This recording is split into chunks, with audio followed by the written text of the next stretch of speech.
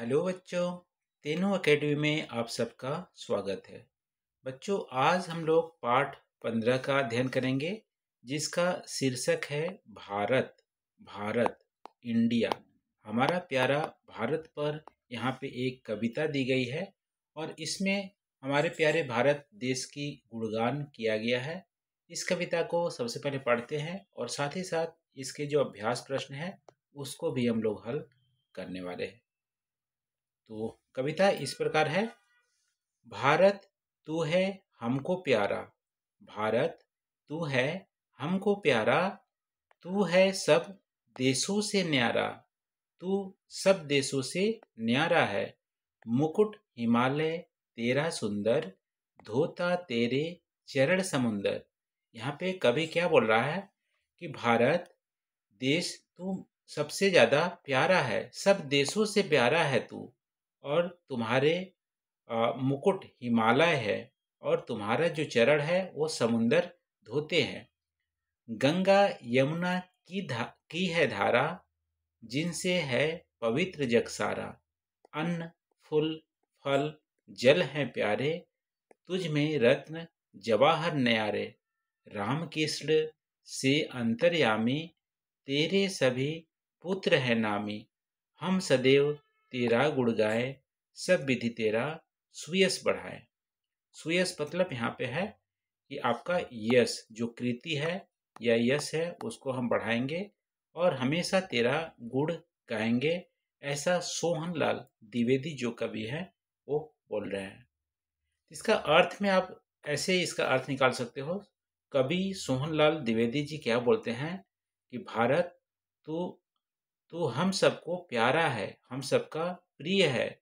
सारे देश, पूरे ब्रह्मांड में या पूरे अर्थ में बहुत सारे देश हैं, लेकिन उन देशों में सबसे न्यारा तू है, मेरा भारत। तेरे सर पर मुकुट हिमालय है और तेरे चरणों को समुंदर धो रहा है।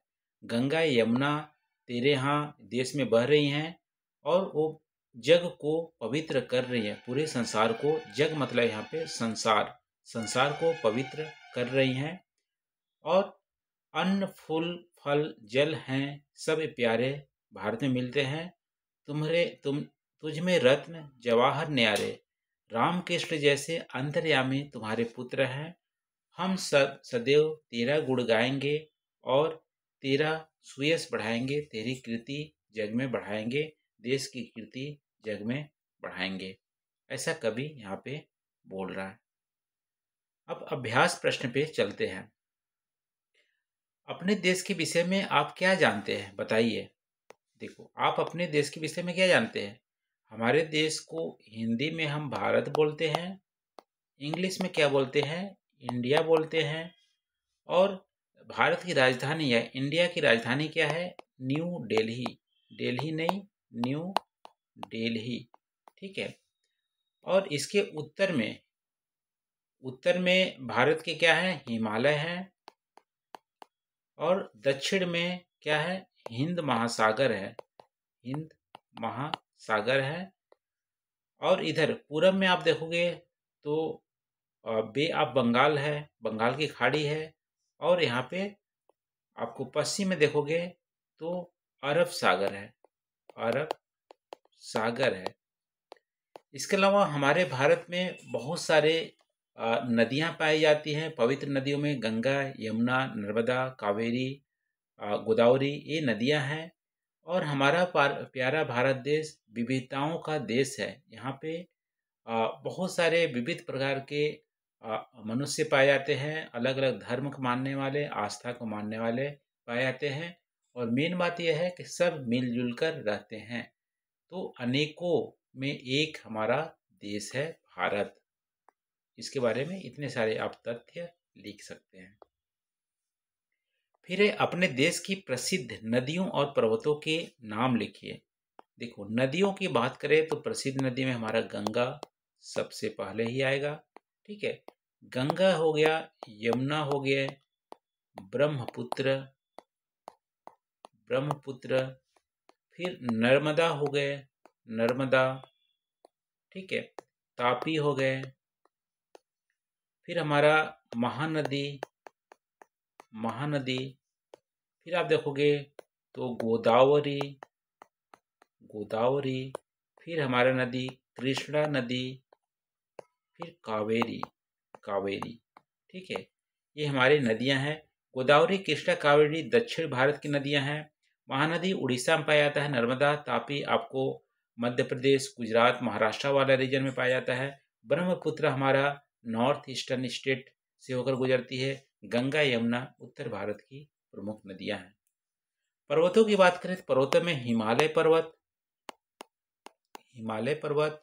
फिर अरावली पर्वत, अरावली पर्वत आपको कहाँ मिलेंगे? राजस्थान में।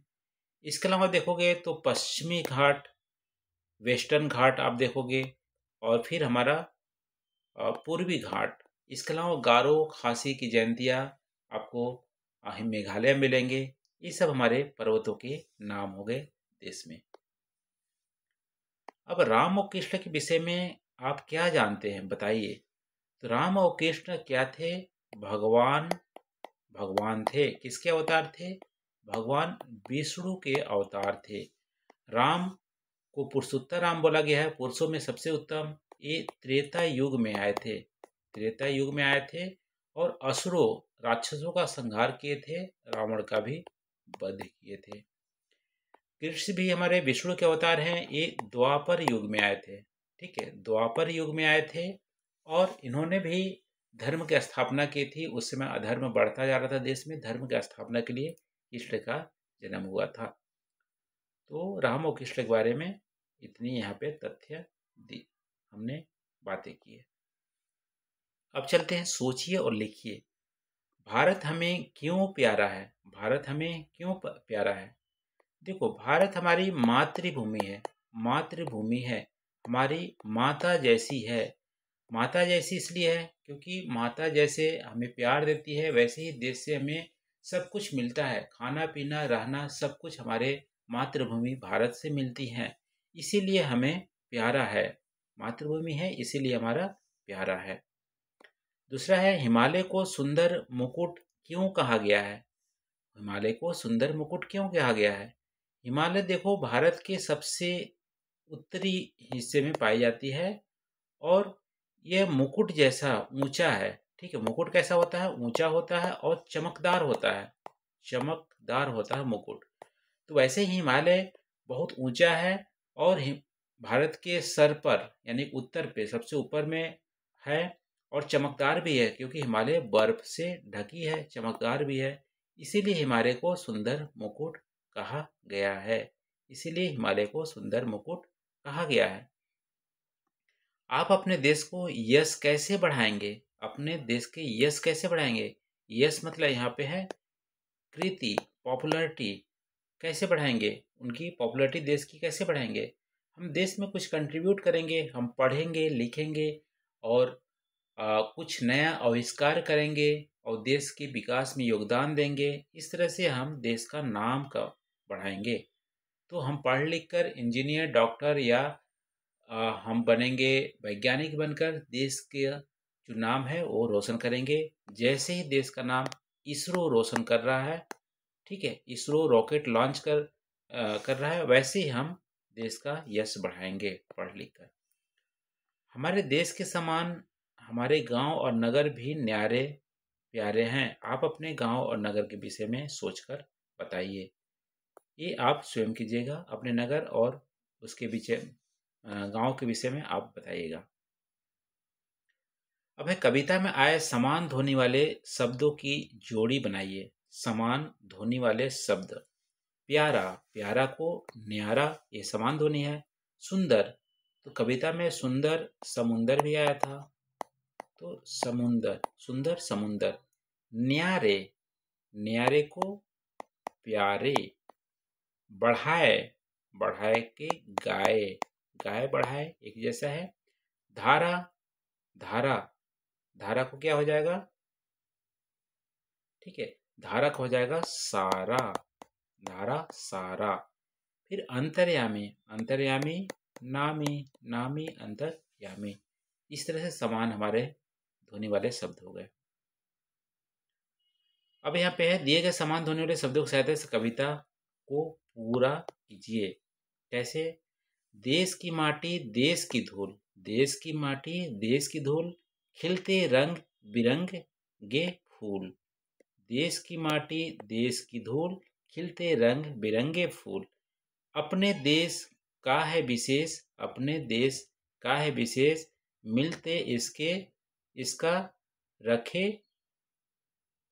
अपने देश का है विशेष मान, मिलकर रखे इसका अभिमान। जिसके हम गाए गुणगान, वह मेरा भारत महान। ऐसे आपको यहाँ पे भरना है। फिर आगे है कविता में आए शब्दों पर घेरा लगाइए और लिखिए। कविता में कौन कौन शब्द आए थे? जैसे भारत पे घेरा लगा दिए, ठीक है। धारा आया हुआ था, गंगा आए हुए थे, फल आया हुआ था, ठीक है। फल के अलावा फूल भी आया था, सुंदर भी आया था कविता में, ठीक है। मुकुट भी आया था, और क्या आया था? मुकुट भी आया था, और क्या आया था? तो ये सारे शब्द आए थे, इसको आपको घेरा यहाँ पे लगा दिए हम लोग, ठीक है। अब है कुछ शब्दों में से एक से अधिक अर्थ भी होते हैं। नीचे दिए गए शब्दों को दो सही अर्थों ढूंढकर लिखिए। जैसे फल का, एक तो फल होता है, फ्रूट होता है, दूसरा परिणाम भी होते हैं। फल, परिणाम, ये हमारा फ्रूट हो गया, ये परिणाम मतलब रिजल्ट। जग, जग मतलब एक संसार भी होता है, संसार, वर्ल्ड, ठीक है। एक जग मतलब क्या होता है? एक जग मतलब संसार होता है, और दूसरा जग का मतलब होता है जागना। जैसे जग जाना, जागना, अवेक। जल, एक जल का मतलब होता है पानी, वाटर। दूसरे जल का मतलब होता है जलना, ठीक है, बर्न, जलना। तो ये हमारा अलग अलग अर्थ हो गया एक शब्द का। तो ये है यहाँ पे। और क्या लग सकते हैं? कविता में भारत के प्रसिद्ध व्यक्तियों के बारे में बताया गया है। तेरे सभी पुत्र हैं नामी, भारत के प्रसिद्ध पुत्र और पुत्रियों के नाम लिखिए। पुत्रिया में देखोगे तो भारत के कौन से पुत्रियां हैं? जैसे सीता माता भी हो गए, ठीक है, राधा माता भी हो गए हमारे पुत्री, पार्वती भी हैं, ठीक है, मीरा बाई भी हो गए पुत्री में, फिर लक्ष्मी बाई भी हो गई, तारा बाई भी हो गई भारत की पुत्रियों में।